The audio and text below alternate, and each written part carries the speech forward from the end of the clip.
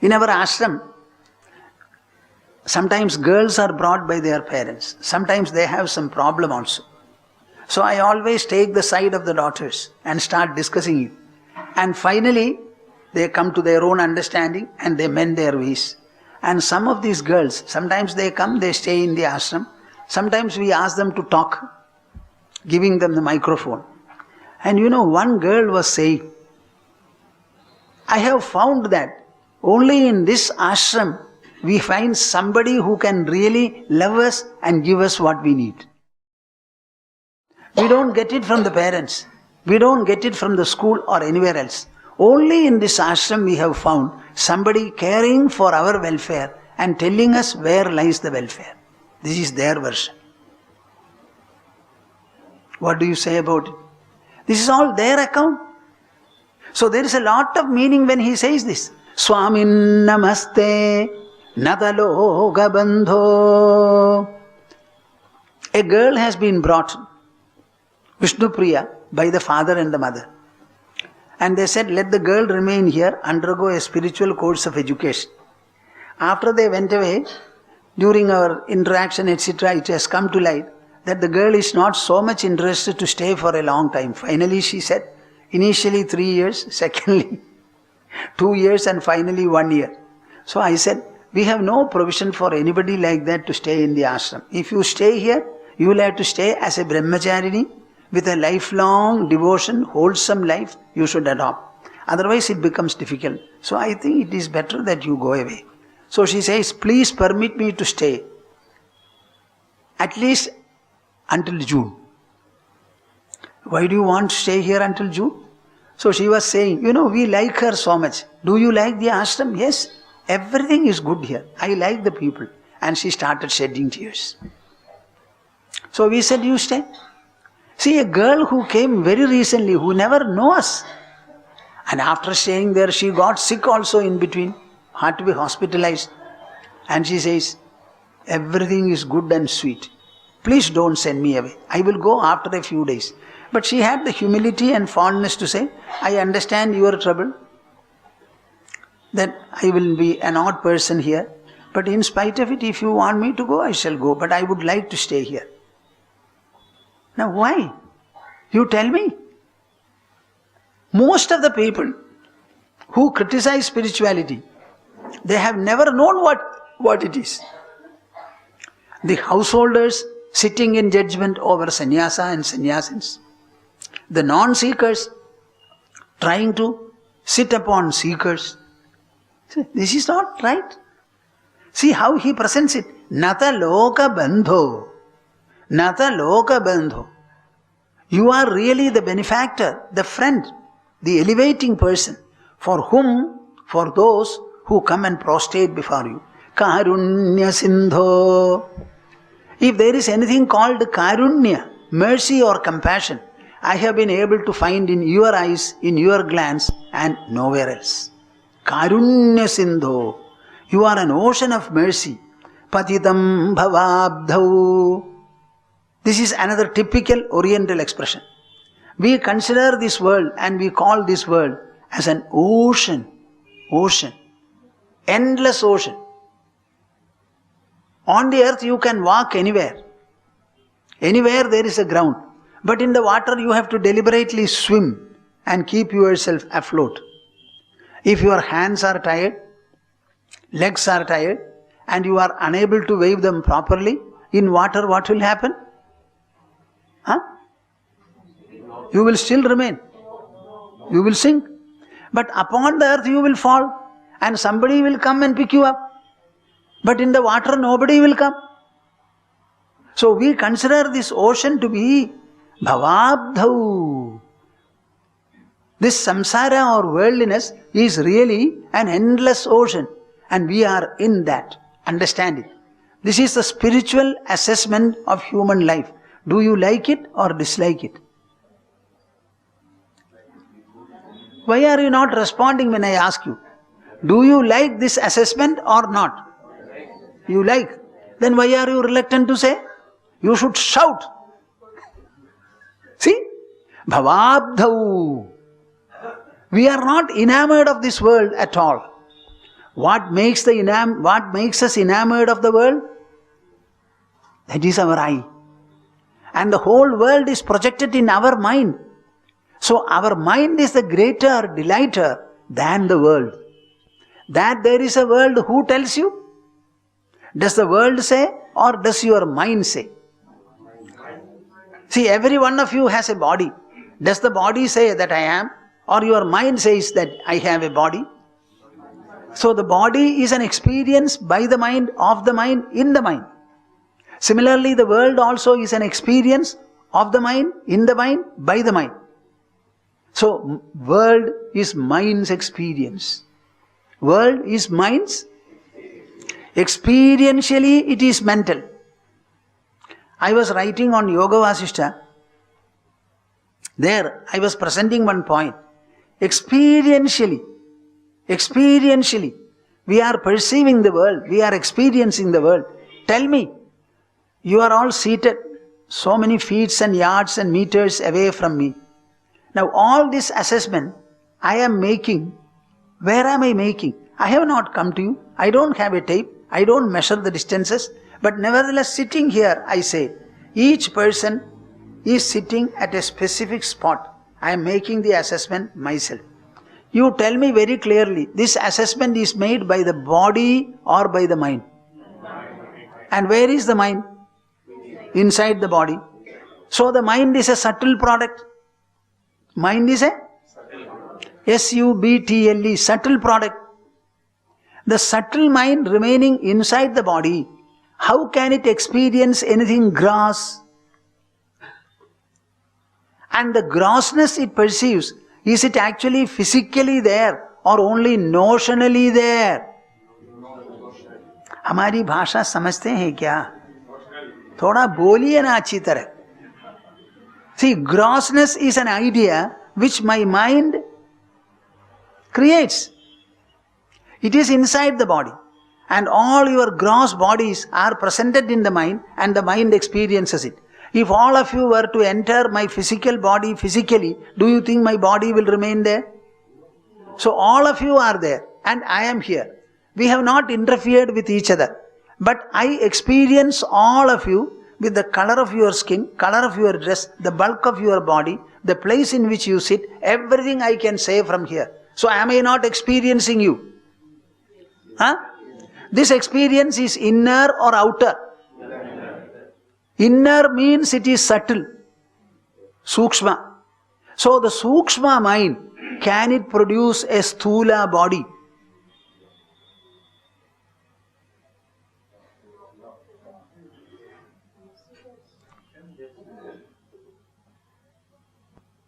Our body is born of the body of the mother.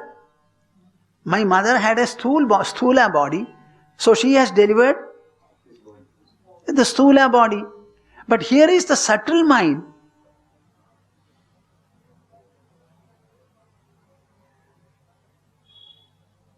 Delivering so many gross bodies.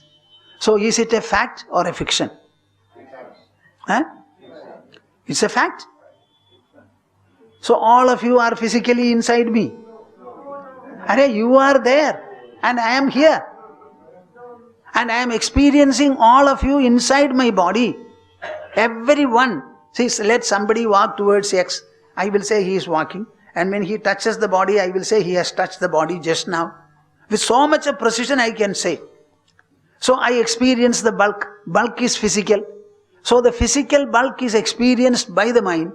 So the mind notionally produces everything. It does not physically produce. Itself it is not a physical product.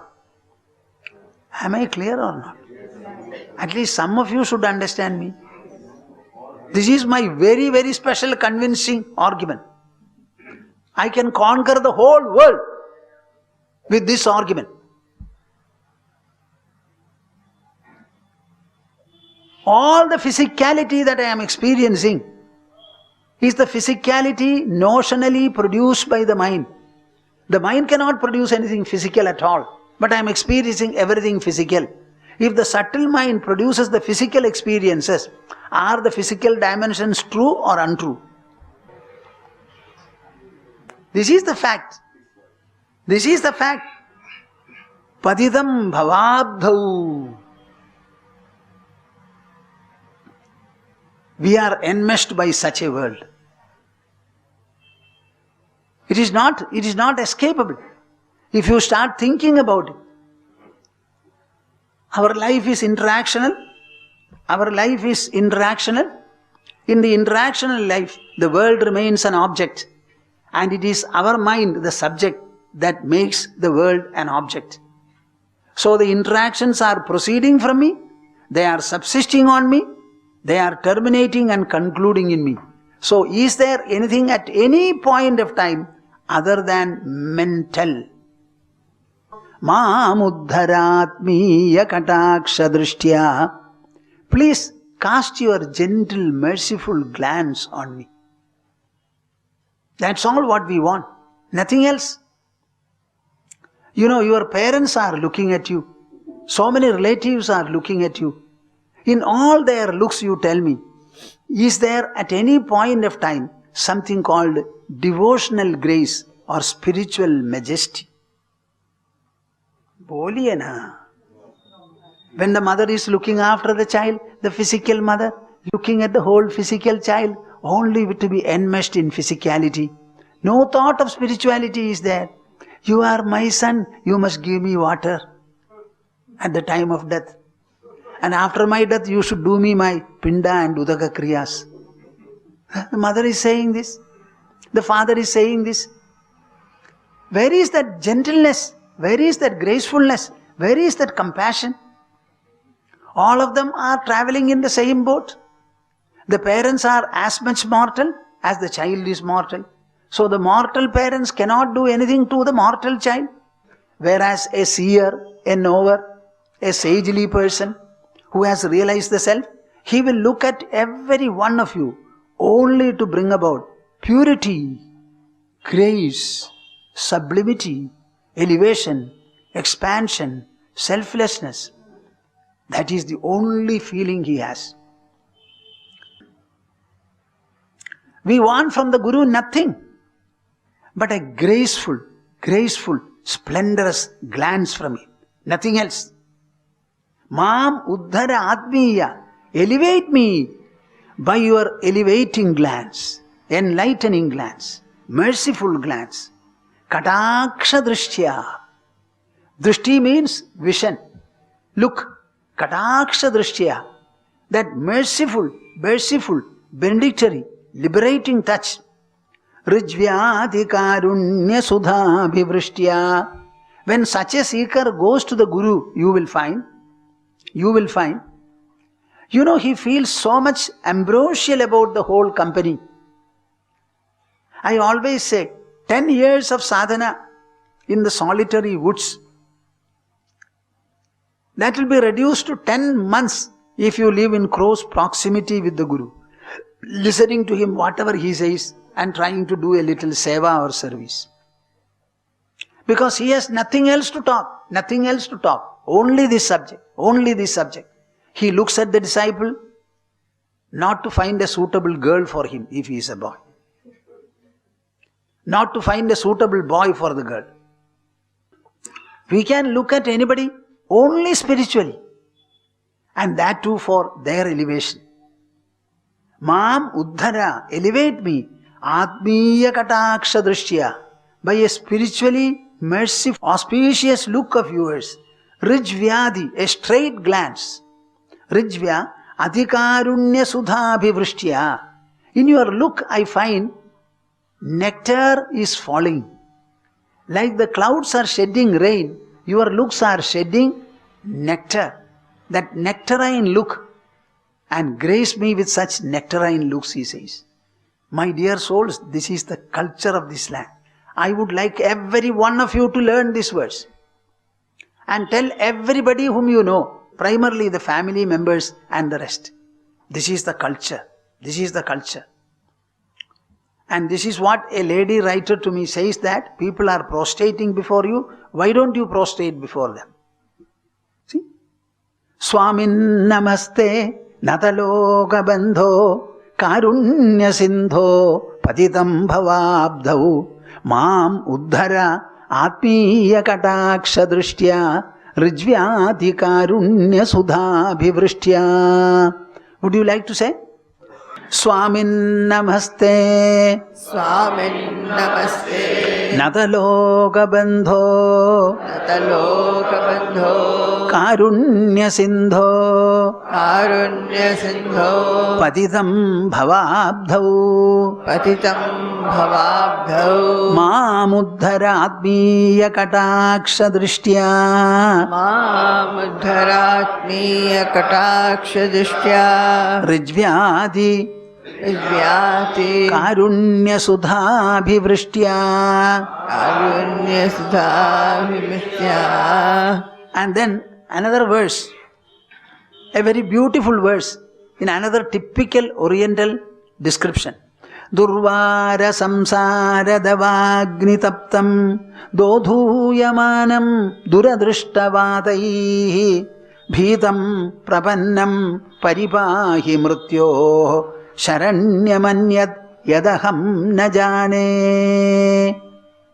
Why did he go to the Guru? Because he found no other place in the whole world, not even the citadels of temples and holy spots. I have written a poem where I said, I have gone to so many places of Godhood and several holy tirthas. Everyone remains mum, not responding to the presence of anybody. From nowhere I found either an answer or a beckoning call. Everybody is mute. I want to declare to the top of my voice, all deities are mute. While thousands go there, no deity ever knows that they have gone. When they go and pray, your own ears have to hear. There is no second pair of ears to listen to your prayer. Whereas if you go to the Mahatma, apart from you, there is one more person there to listen to see, to understand. Am I right or? Boliye na. Boliye na. Boliye na.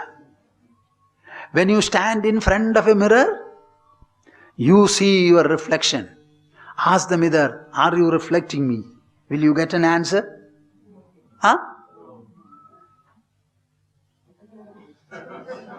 Everything we are doing. And the mirror is our creation.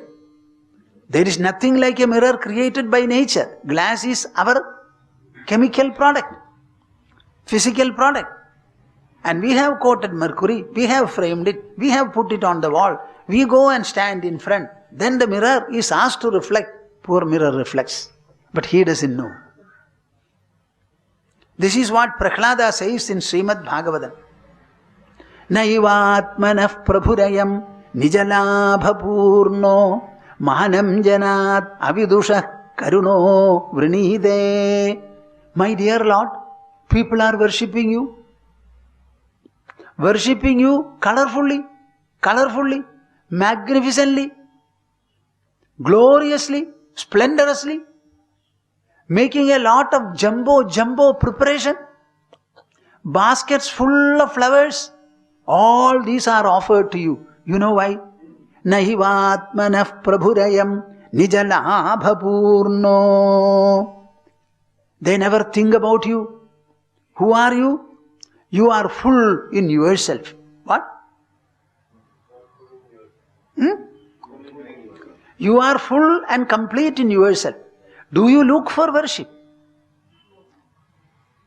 You never look for worship or satkara in the hands of anybody. You are full and complete. But people are worshipping you. Why? Because they don't know that you don't need worship. What do you need if at all? You want us to live well, beautifully, nicely, morally, ethically, devotionally, piously, socially. Everything good. This is what God wants. But what are we doing? Valmiki wrote Ramayana, presenting before you Maryada Purushottama. What? The model man Sri Rama. What have we done? We have made a number of temples for him. What? And made him God, so that we need only worship. We never become Rama. We never follow him. But Valmiki has written Ramayana only to make you follow Rama. Imbibe the Sri Rama elements in you. The truthfulness, the honesty, the sacrifice, the goodness, the benignness, the austerity, everything of Rama.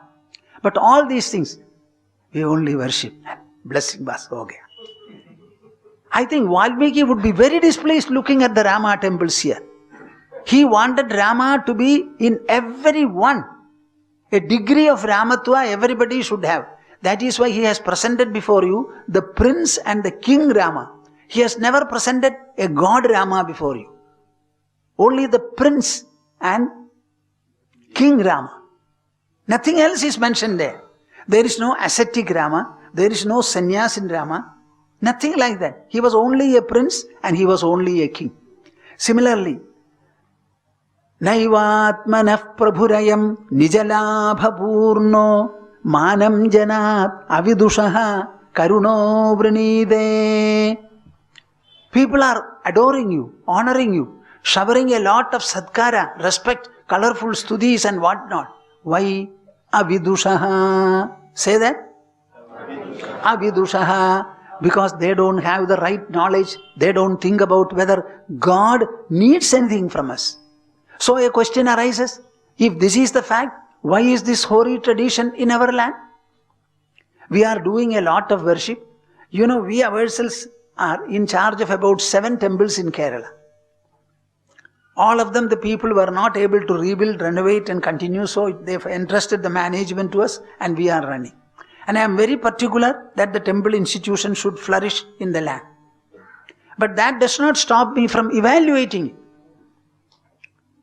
See, this evaluation is necessary and I am making this evaluation for devotees, not for the non-devotees. So why is this pratha here? What is the reason?